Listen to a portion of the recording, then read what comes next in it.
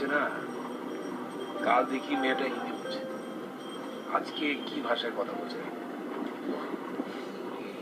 আচ্ছা ভাইয়া, তোমার ওই কপিরাইটার ভাষার বিকৃতি নিয়ে কি করেছে? অবস্থান ধর্মঘট করেছে। পাগল। পাগল বলো না ভাইয়া, ঐশীর মতো অবস্থা যাতে আমাদের আর দেখতে না হয় সেজন্য সেই কাজটা করছে। আরে এটা তো একটা বিচ্ছিন্ন ঘটনা। না ভাইয়া, এটা অবশ্যই কোনো বিচ্ছিন্ন ঘটনা না। প্রত্যেকটা পরিবারে নতুন প্রজন্মের এই অবস্থা, তাদের কাছে বাংলা ভাষার অবস্থা খুবই খারাপ। তুই এত কিছু জানলি কি করে? ওই যে বলছিলাম আমি একটা গবেষণা করছি, ওখানে আমি বাংলা ভাষা নিয়ে গবেষণা করছি ভাইয়া। গবেষণা করতে গিয়ে কি দেখলাম জানো? কি বল? আচ্ছা, ব্যঞ্জন বর্ণ বলো তো ভাইয়া। হ্যাঁ, এটা তো খুবই সহজ। ক খ গ ঘ ঙ চ ছ জ ঝ ঞ ট ঠ ড ঢ প ফ ব ম ম।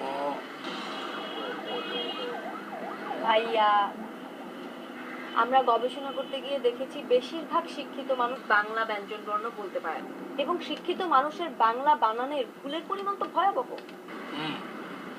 আচ্ছা, এটার কারণ কি বলতো? ওই যে স্কুল কলেজে ব্যাকরণ শেখানোর পদ্ধতিটাই ভুল। তুমি একটা জিনিস চিন্তা করো ভাইয়া, ব্রিটিশ কাউন্সিল 12 মাসে যে ইংলিশটা শিখিয়ে দিতে পারে, আমরা 12 বছরেও সেই বাংলাটা শিখতে পারি না।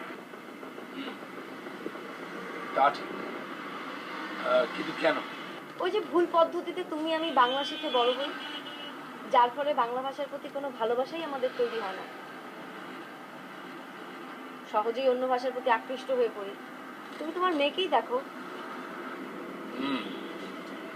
আমার কপিরাইটের ছেলেটা চাকরি ছাড়ার আগে কি বলেছে জানিস? এখন যদি 21শে ফেব্রুয়ারি হয়, তুই আর আমি নাকি রাস্তায় নামবো না।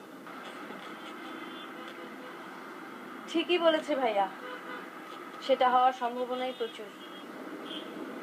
কিন্তু এর থেকে বাঁচার উপায় কি?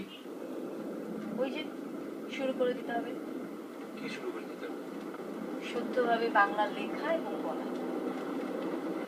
এখানে আমার কি করার আছে?